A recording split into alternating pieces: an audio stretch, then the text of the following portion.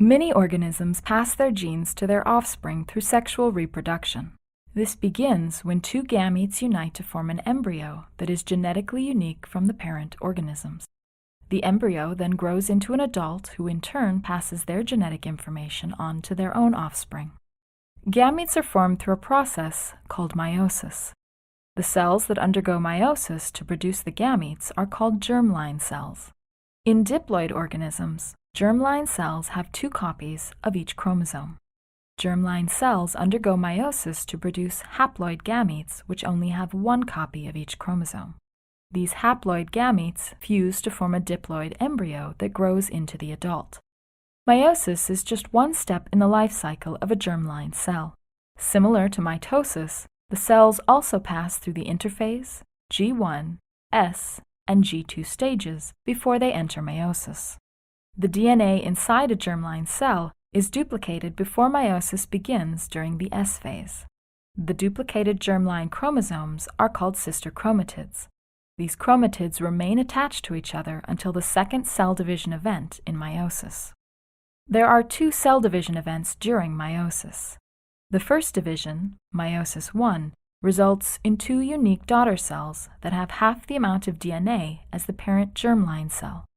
The second division, meiosis 2, results in four unique haploid cells that only have one copy of each chromosome.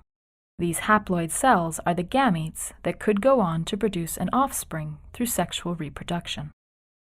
Let's look more closely at each of the division events.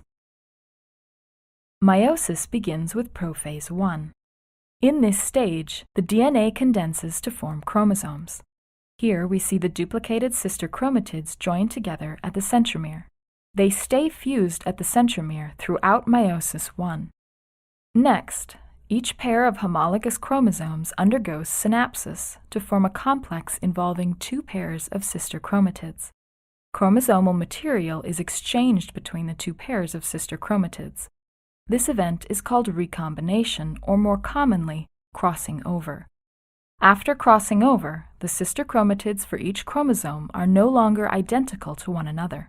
This is one of the reasons why no two siblings, aside from twins, are genetically identical. There are several more key steps in prophase 1. The nuclear membrane begins to break down. Then, the two centrosomes migrate to opposite ends of the cell and microtubules appear. The microtubules then attach to the chromosomes. The next phase of meiosis 1 is called metaphase 1. Here, the synapsed chromosomes align at the equator of the cell. The chromosomes align randomly, which results in different combinations each time meiosis occurs. The next phase is anaphase 1. During this phase, homologous chromosomes separate and migrate to the two poles of the cell. Importantly, the sister chromatids remain attached at their centromeres. The final steps of meiosis 1 are telophase 1 and cytokinesis. Here, the cell divides into two daughter cells.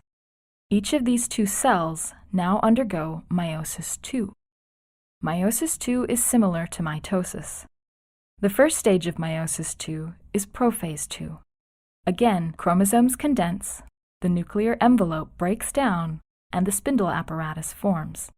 The major difference between prophase 2 and prophase 1 is the fact that the daughter cells have only one copy of each homologous chromosome. So in prophase 2, there is no synapsis of homologous chromosomes or crossing over. In metaphase 2, the chromosomes align at the equator of the cell. Again, the alignment is random.